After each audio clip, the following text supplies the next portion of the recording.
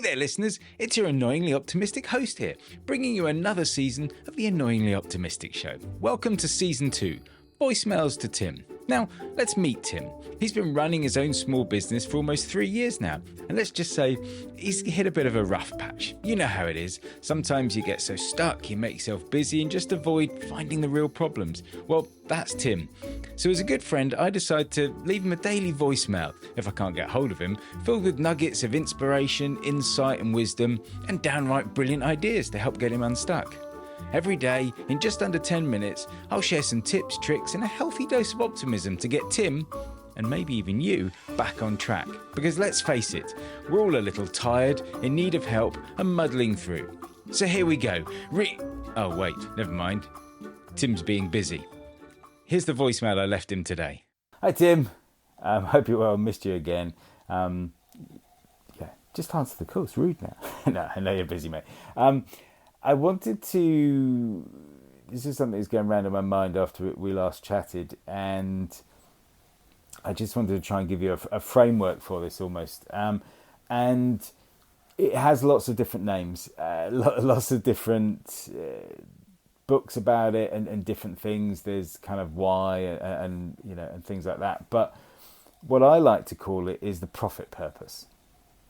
And the reason why I do that, because A, it frames it as being business. We mention profit and people think kind of money. And profit to me is something more than just money. And this is why I like this term profit purpose, because and why I think it's very useful and where you are at the moment to spend some time maybe thinking about this. So my thought, and I'll dive a little bit into what I talk about when I talk about profit.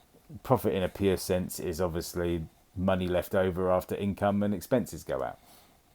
But for a small business, solo entrepreneur, whatever you want to call it, self-employed, that thing that I'm passionate about, myself, it's about more than that. Because a business is judged by success, by growth, by profit, and it gets big enough, it has shareholders, and it's got staff and everything else. But for the self-employed person, there's this much maligned term of work-life balance, which again we'll cover that in another chat, because I think it's almost a bit of a myth for the self-employed. But you've really got to work out what it is that you want from your business. What is the thing that kind of drives you? Because I've worked with hundreds and hundreds of businesses, and everyone's profit purpose is different. And when you put it in those terms, it could be to make enough money to put savings, to pay for a pension, to retire, to buy a house, it can be absolutely anything, and it can be financially driven. But often I find it's more than that. It is a lifestyle. It is something where you might want to work 2.5 days a week. You might want to work 4 days a week. You might want to work just mornings every day, and do other things. So it's finding your unique purpose. And the reason that I call it the profit purpose, and why I make this distinction away from money, is because to be profitable, to have more left than you put in, breaking profit down into kind of simplistic terms, for the self-employed person, often is beyond monetary. Yes, we want to pay our bills and want to have money left over and be able to do the things that we want to do. But because we are the engine of our business, if we don't really chase a purer profit, something that fuels us, something that gives us that lifestyle, that energy, that balance and that drive, then we're going to fall over at some point. And for most self-employed people, money isn't that driver. I always have a standard joke is that, if someone got into, started their own business up, and particularly in the self-employed field, to be rich, someone gave them the wrong leaflet, because that's not what it is. To be rich, you've got to create a business. You've got to be chasing growth. You've got to be chasing expansion in a number of different ways, not necessarily in staff and things like that.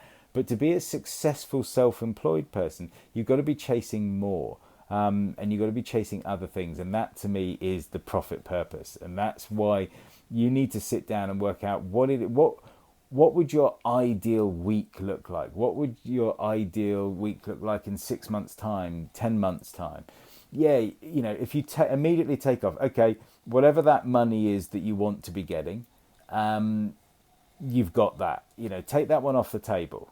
So imagine you can hit that goal. Okay, but what does that week actually look like? You know, because in order to hit that goal, are you working 70-hour weeks because it enthuses you? Fantastic.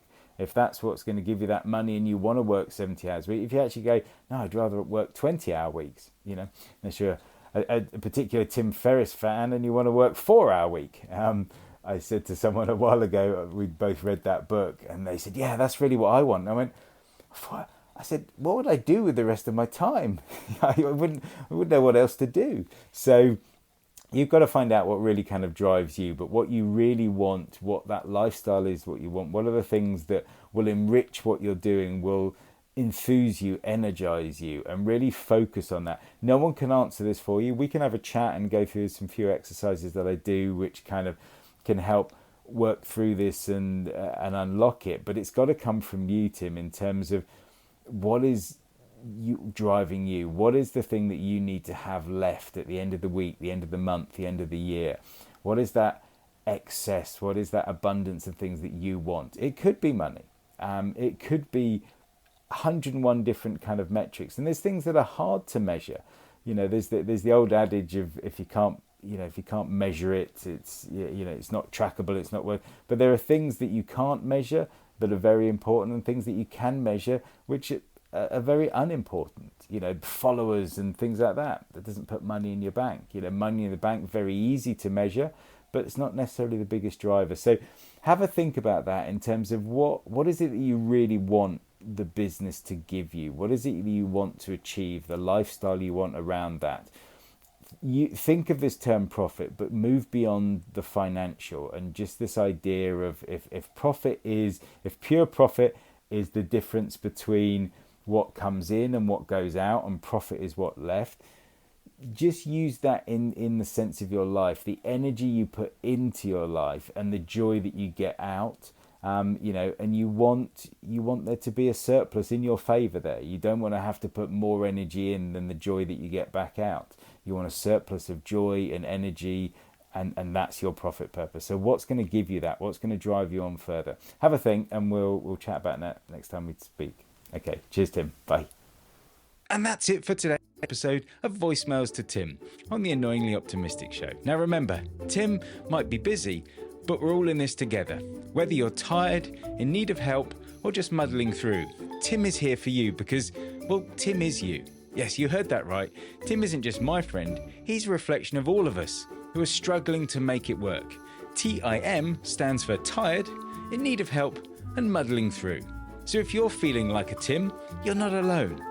For all those ambitious listeners, if you've got a burning business question, a quirky thought, or just want to see if you can leave an even weirder voicemail, head over to the website voicemailstotim.com, submit your question, and maybe, just maybe, you'll hear your idea in a future Voicemail to Tim.